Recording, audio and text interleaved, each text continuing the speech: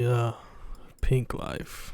One of the more cryptic I and wish this bitch intriguing would've potential dropped. collabs of the last few years has to be the joint project Uzi and Yeat were working on throughout 2021. If you didn't know my self-background instrumental, I can hear it. Just letting you know if you're not a Yeat fan. And 2022. I think at the time it was really a huge surprise to see Uzi working with Yeat, but when you think about it, with how much both of them utilize working on dying producers, I could have seen it happening much sooner. Regardless, we have to be thankful that Uzi and Yeat did eventually make music together, with Yeat claiming they made over 200 songs throughout various studio sessions. While it is definitely possible that this project could come out at some point in the future, it seems like both Uzi and Yeat have moved on to other projects recently, with both focusing on solo ventures like Barter 16 for Uzi. So to me, it seems like it's not impossible for them to link back up and put in more work on a potential project,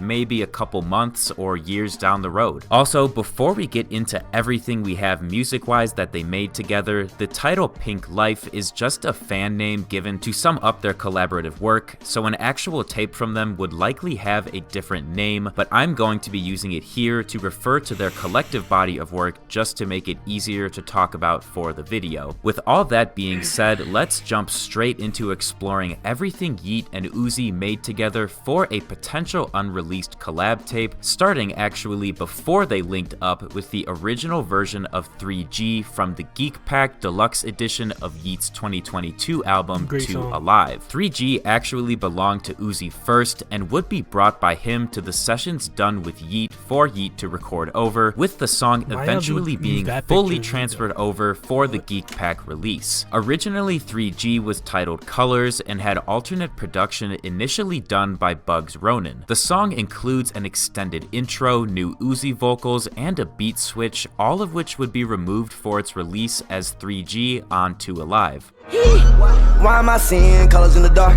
My bitch ball like she play for the Sparks. Don't care what she do, I pay for the arch. My money blue could pay for your heart. I'm literally weird, would probably eat your heart. My dick in her throat, make her eat her barf. I am so geeked up, I am on Mars. I am so geeked up, I am on Mars. I've been counting racks ever since 3G.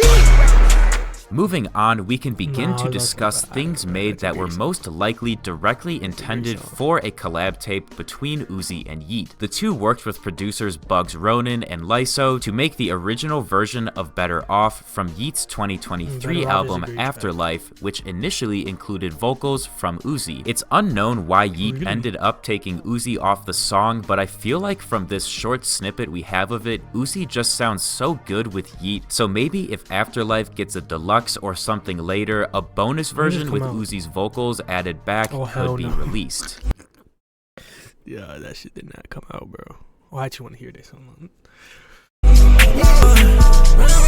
You can't get rid of this shit, though. You can't get rid of this shit, though. Then we have Big Bentley, which features production from Brandon Finessin, Only One Shredder, and D-Mark X. This one prominently features the classic Yeat bell, and both Yeat and Uzi's vocals sound great, with very smooth production that doesn't feel overcrowded. Why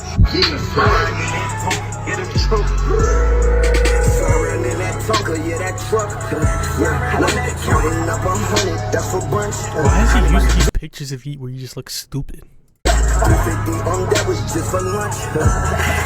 Can't fuck with these rappers, they my sons. After that is Crash Dat Bitch, produced by Tragic and BBX6, with this one apparently being recorded in the same session as 3G and Big Tonka. Based on how the beat sounds, I would guess that Yeat brought Crash Dat Bitch and Big Tonka, while Uzi brought 3G in the form of Colors for their sessions. I'm surprised this one never got released by Yeat on the Geek Pack if it was made in the same session as 3G and Big Tonka, but the whole thing leaked at least, so we can enjoy that.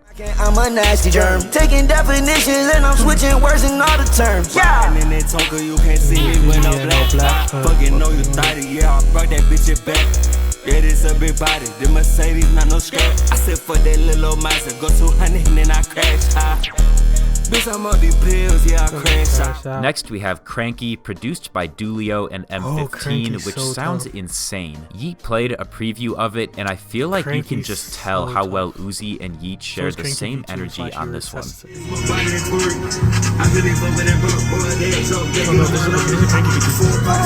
a little baby, so I had to get my turn. Some people like bitches on churn. Pockets big, got me looking murky. See that Scotty too hot in the worm. I'ma just wait for the burn. Pull up, come on, that bitch, go. Following Cranky, we have La Skelly, produced by Flanzy and Straight Saint. Yeat also played a preview of this one, and it sounds pretty damn good. I really like how Yeat slides his humming pitch, and I'm sure Uzi would go great on it too, although from the snippet, you can't really hear his involvement in the song. Besides that, it has a fire name. Big rollin', big money, big face. My twiggle gets the kid and they won't leave a trace. I just put the perk, I been flying, I'm in outer space. I just bust a nut, I bust it on her face. I just tried to live with that little bitch with them got disgrace. Then we have Onion, produced by Brandon Finessin, Lean, and Elixir, which Yeat basically played in full on a live stream. This one is quite good and sounds like it's more Yeat trying to match Uzi's sound, which is really cool how they both try to like apply themselves in each other's creative sphere. We both finna can't wait to spring. These pussy can't wait to die. These niggas be faking right. We keep up a different track. I remember when they said I would be nothing. I swear they got it, I really was up.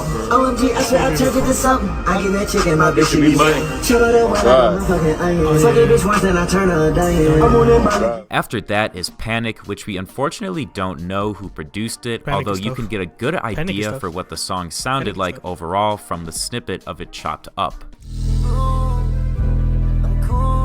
This the reality.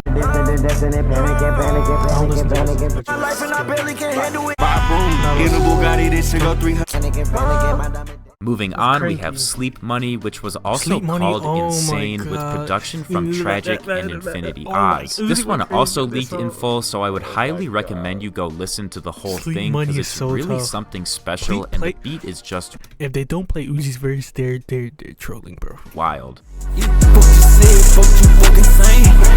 Yeah, I'm insane, I'm in fucking sane. Yeah, I fucked up the game, it give me brain. She gon' give me brain, fucking up my dome. She got her own man, can't fuck up her home. And I got my own plan just to get her home. Finally, we have which again just sounds great. It's crazy how well Uzi and Yeat's sounds mesh together, and they're just able to effortlessly flow on each other's beats. They don't have tie-dye? Tie-dye is tough. I mean, I guess illegal later, I guess. Tie-dye is tough.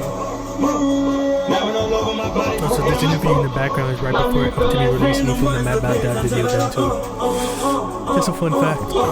Just a fun fact. Well, that just about does it for everything we know of that Yeat and Uzi have made together, and I think it's obvious from both the snippets and full leaks that these two are really capable of making some insane sounding music together. I think part of that is how talented they are as artists, and it's also due to how well both of them utilize working on dying producers. Unfortunately, all we can do right now is appreciate what music we do have from them and hope they make more in the future. Thank you guys so much for watching. If you enjoyed, feel free to leave a like and subscribe for more videos like... I enjoyed the video, but I ain't doing that, nigga. Hey, YouTube, like it if you liked it, dislike it if you disliked it, subscribe.